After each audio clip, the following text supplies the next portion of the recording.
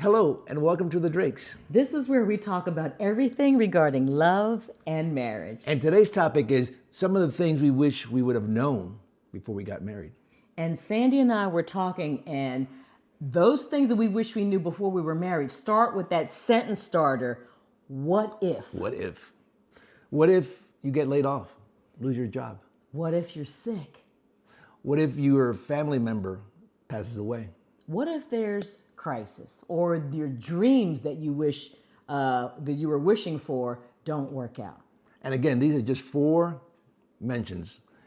30 years we've gone through a lot, much more. So again, what if? What if? What if? And the reason we're telling you to have those conversations is that when crisis comes, when those heartbreaking things happen, if you already have that conversation, if you have an emergency plan in place, then the blow won't feel so crushing. And you know that life comes at you at all times of day and hours. So our advice to you is be prepared. Talk about all these scenarios that may happen. If it doesn't happen, great, but at least be prepared. I'm going to make the analogy of a sporting event. Football teams, for example, they practice numerous plays. Sometimes they implement it, sometimes they don't, but they practice and they're ready. Also, so many people will lose their job. And so we need to have a conversation. Well, if you lose your job, what do we do? How are we going to manage paying for our housing, for our utilities, for our grocery bills? So if you have a plan, when the crisis happens, you won't lose any steps. That's good. And also addressing health crisis. One of you is sick immediately, surgery, emergency.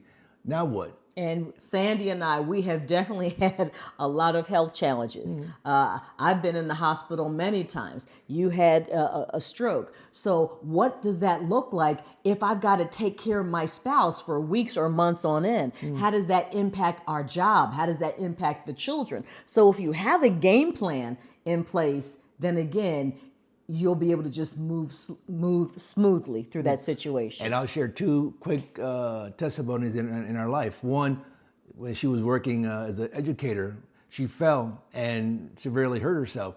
I got a call in the afternoon. She's in emergency.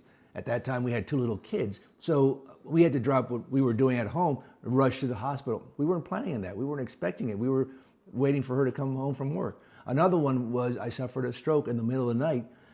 She was there on my side. At the end of the day, she was in the ambulance riding with me to the hospital. Was that planned? Were we expecting it? No, but we were ready. And so to add to that point, yeah, of course, we couldn't prevent a stroke, but we had people in place. We had phone numbers. People could come and people were able to come rather and take our kids for days. Someone had a key to our house to go and get the things that we need. Yes. So those were the things that we did in advance so that if we needed somebody to come and help us, we were prepared. And I'm telling you, you don't want to talk about it because oftentimes it's overwhelming and we want to speak life, but you also have to be prepared. And to your point, we also recommend that you build a community, people who you trust, people who are in your life on a regular basis, where you pick up the phone and you call them and the answer is yes. And it's so funny because we prepare and we have conversations for other things in our life. Most people have a smoke detector on the ceiling so that if a fire breaks out, you're going to get alerted. You'll wake up. A lot of people have a smoke, what do you call them? The fire extinguishers in their house. You have car insurance. So if there's a car accident, financially, you're going to be covered. So again, have those conversations about what if. And it's not to have you live in fear, but it's to help you be prepared. And then also, I get to hear your heart, your thoughts, and get your wisdom, your expertise about how we can move forward. Because a marriage involves many layers. Yes, the honeymoon, vacations, all that is beautiful and wonderful, and we encourage you to enjoy that part of life. But what happens on Wednesday? You got to have that conversation if. And again, the question is, what if? And it's blank. So you put in whatever scenario you want. What if? And then go from there. And let's talk about it. Let's talk about, go ahead. And I didn't mean to cut you off. Go ahead. And talk about that after dinner, on your weekend, whenever. But When you're laying in the bed, yeah, all the time. Let's talk about it. And also for newly married couples, have a conversation. What if we can't agree? So at least have those conversations, role play, so that when those times happen, you're not sitting there in a corner or you're not ready to, start fighting. Have those conversations. Well, when we can't agree, what does that look like? What can we do? And that one, I guarantee you, is going to happen sooner than later. Yeah.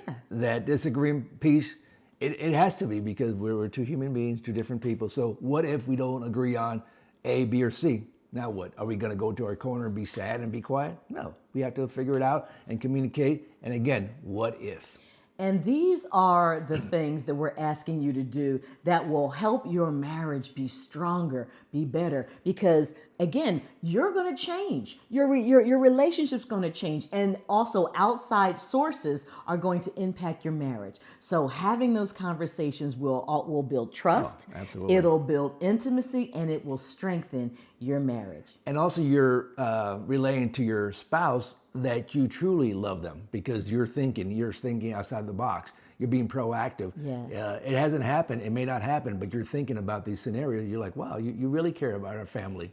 And that's amazing. So again, I encourage you to think, talk it over. And the question is, what if? What if? What if? So I'm Tracy Brown Drake.